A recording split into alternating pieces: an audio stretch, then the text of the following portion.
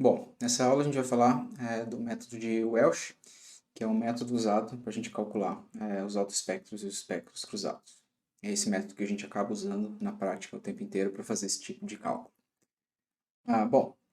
Nós vimos na aula passada que o autoespectro, por exemplo, é a transformada de Fourier da autocorrelação, e nesse caso a gente pode representar isso dessa maneira simbólica aqui, o autoespectro sendo a transformada de Fourier do valor esperado do x de t mais tal.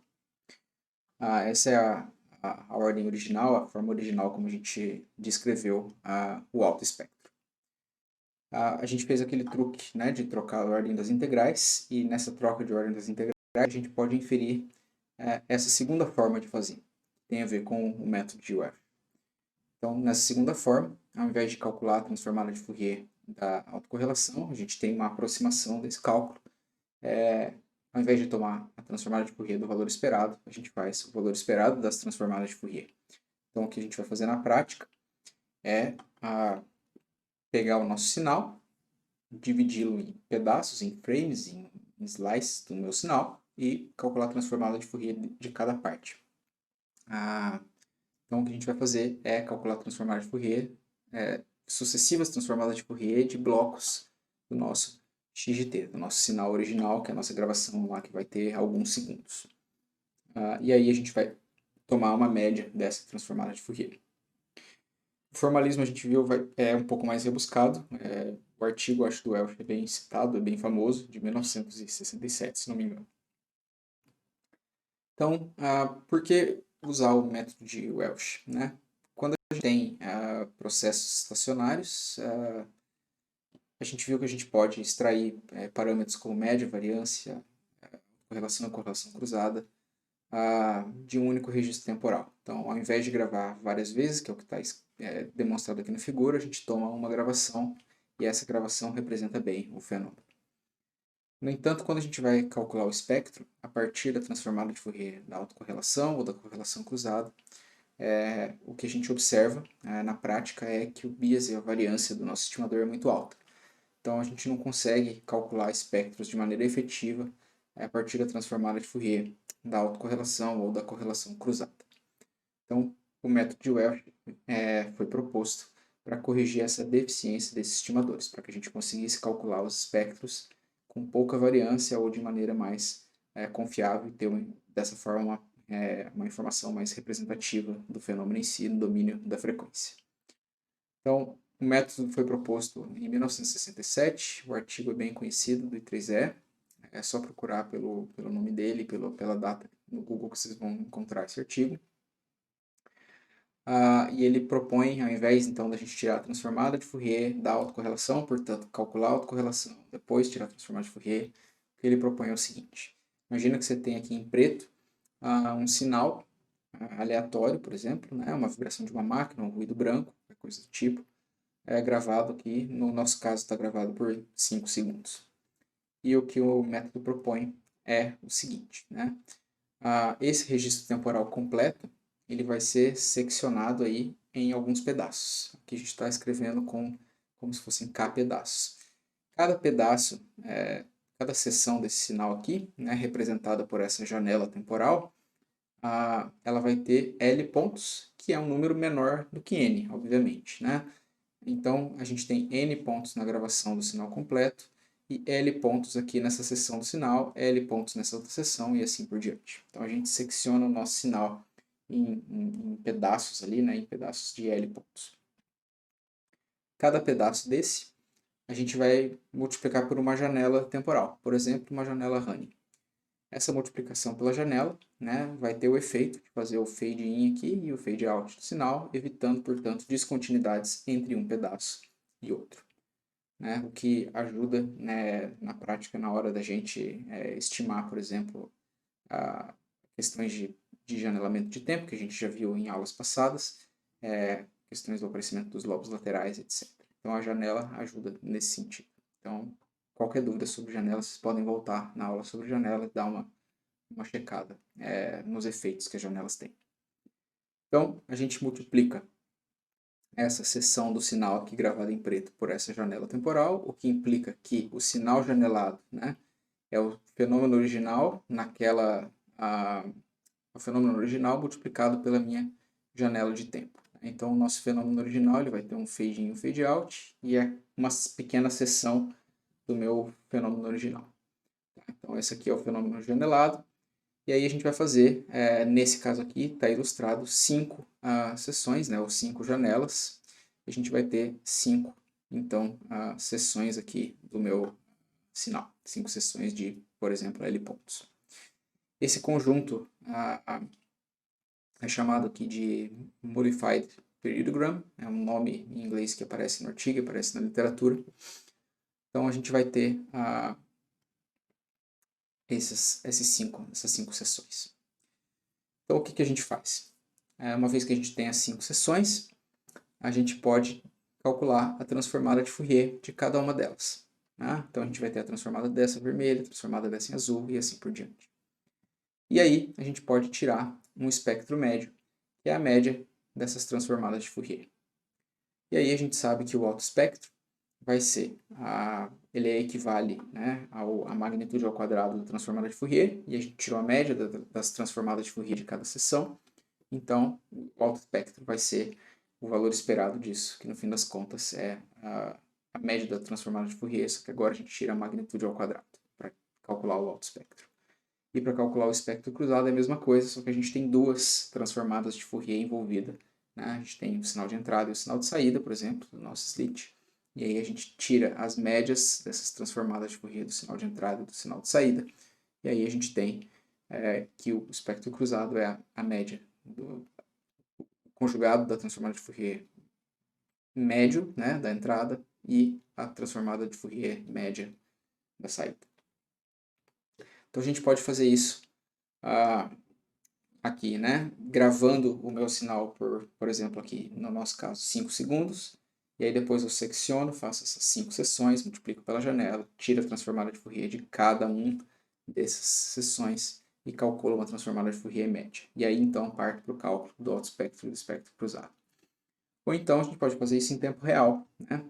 A gente, ao invés de gravar os 5 segundos, a gente vai tomar essa gravação ao longo do tempo, e aí eu gravo um pedacinho, né? Tiro a transformada de Fourier desse pedacinho, e aí eu vou armazenar essa transformada de Fourier na memória, vou gravar o próximo pedacinho, vou tirar a transformada de Fourier dele, vou somar com a anterior e dividir por 2.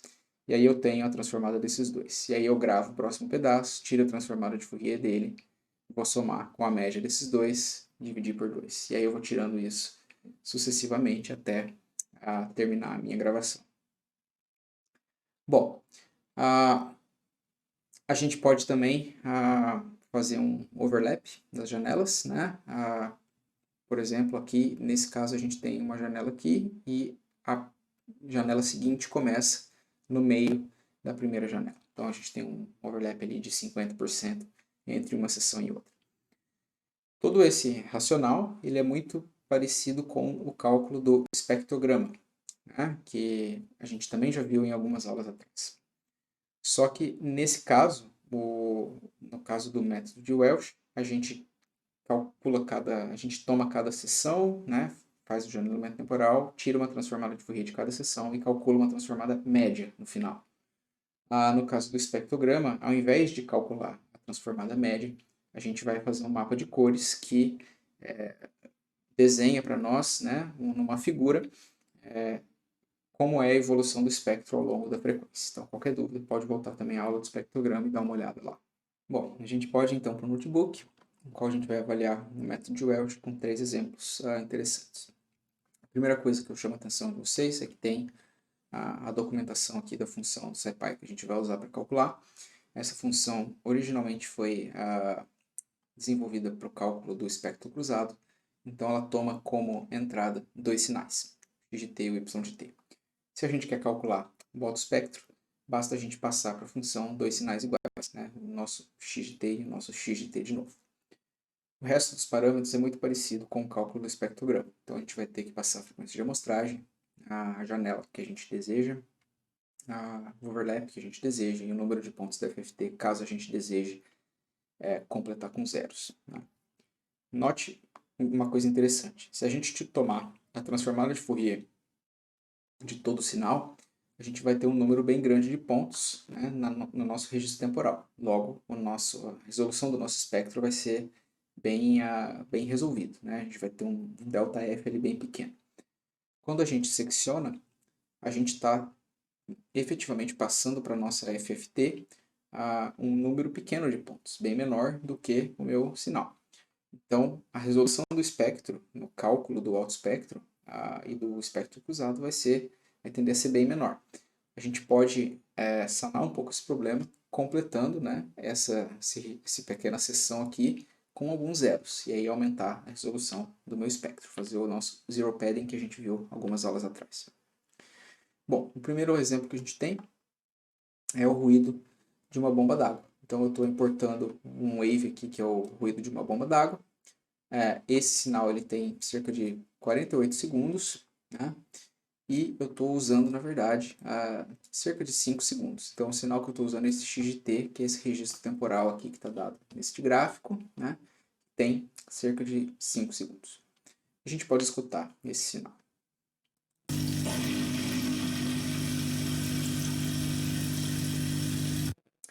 A gente nota que ele tem uma certa característica tonal, que tem a ver com a alimentação da nossa bomba e com a rotação da nossa bomba, né? Então a nossa bomba ela é alimentada numa rede elétrica, tem uma tensão alternada com a frequência de 50 Hz, e por causa disso a rotação dela vai se dar numa velocidade bem parecida e a gente vai ouvir que o barulho tem o ruído, né? O alto espectro tem componentes exatamente em 50 Hz e nas harmônicas.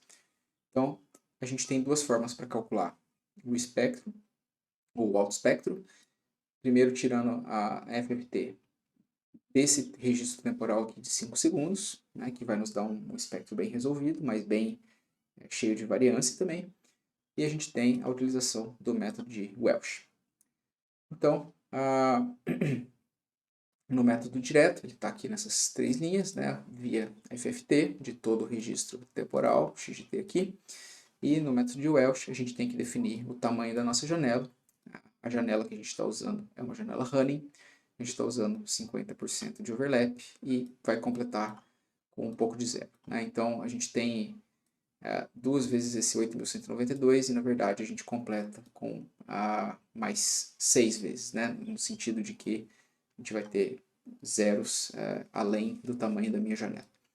E aí o cálculo do alto espectro, a gente entra no signal CSD ali com o XGT e com o XGT para calcular o alto espectro, já que essa função foi feita para o espectro cruzado.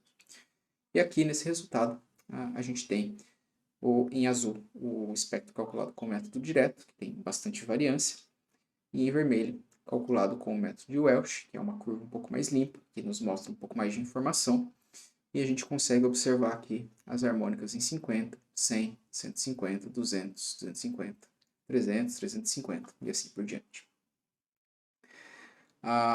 Então é bem interessante observar, né, o ruído da bomba por essa perspectiva do alto espectro calculado com o método de Welsh. Bom, o segundo exemplo que a gente tem é um ruído branco. Então eu gerei um sinal aleatório com distribuição normal, com média 0 e com desvio padrão 1. Eu tenho o plot do sinal e eu calculei também a autocorrelação, só para a gente lembrar a cara, né, desse sinal e da autocorrelação dele. Então a gente pode observar aqui, né, nesses dois gráficos, o meu ruído branco, né, que eu gerei, e aqui o cálculo da autocorrelação, que é um sinal impulsivo. A gente viu isso algumas aulas atrás. E a gente sabe que a transformada de Fourier de um sinal impulsivo vai tender a dar um espectro plano. Da mesma forma, eu calculei o espectro, né, o alto espectro com a transformada de Fourier, método direto, e utilizando o Welsh com as mesmas configurações similares ao caso anterior.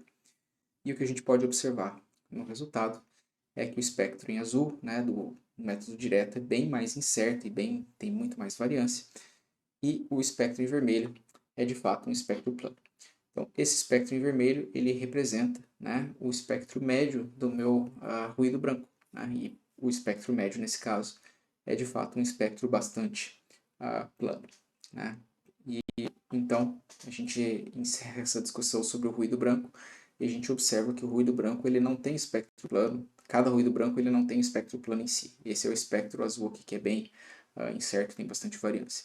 Mas na média, todo ruído branco tem um espectro plano. Então, quando a gente aplica o método de Welch a cada ruído branco, a gente vai ter espectros planos. E vocês podem rodar essa célula várias vezes e ver que o espectro azul ele vai mudar, dá para observar isso visualmente, se vocês prestarem atenção nos detalhes, mas o vermelho vai sempre dar mais ou menos plano. Tá? E por último a gente tem o exemplo do seno contaminado por ruído, que é um exemplo que a gente já viu algumas aulas atrás, né? A gente tem um sinal GT, que é um seno que tem amplitude A e fase φ, e um ruído branco gaussiano. E a gente viu que a autocorrelação vai ser a autocorrelação do seno, que é uma função cossenoidal, a gente perde a informação de fase nesse caso, e a informação de magnitude vai aparecer ao quadrado, e a gente tem a autocorrelação do ruído branco, que a gente viu é impulsivo. E a gente viu esse plot em aulas anteriores. Agora a gente vai tirar a transformada de Fourier disso, né, ou o valor esperado da transformada de Fourier. E a gente vai observar que, como a operação é linear, a gente vai ter a transformada de Fourier dessa função cossenoidal e a transformada de Fourier da autocorrelação do ruído. E a gente sabe, a gente viu no exemplo anterior, que esse espectro aqui, né, do RNN vai ser um espectro na média plano, do ruído branco. E claro, esse aqui vai ser um espectro que vai guardar uma informação de uma função cossenoidal. Então, de novo, a gente tem aqui a geração desses sinais, né? O somatório do seno com o ruído aleatório, o cálculo direto do espectro e o cálculo do espectro via autocorrelação, via autoespectro, né? Então, a gente tem o plot aqui. Dá para observar novamente que o seno contaminado por ruído, né, tem um espectro bastante incerto, especialmente fora da região aqui da frequência senoidal, que é de 100 Hz. E o cálculo do alto espectro é um pouco mais uniforme e a gente consegue de novo observar aquele pico. Né?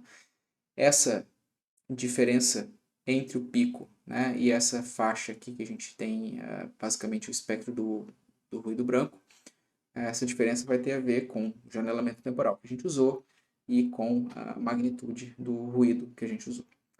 Então vocês podem depois fazer experiências nesse sentido para ver o que vocês vão observar ao mudar esse tipo de parâmetro. Né? Tentem também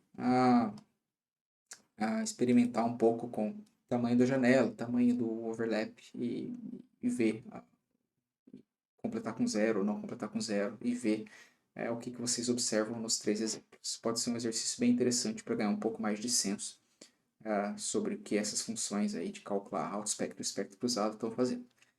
Nas próximas aulas, a gente vai explorar mais o alto espectro e o espectro cruzado, só que agora do ponto de vista do cálculo da função resposta em frequência. Até mais.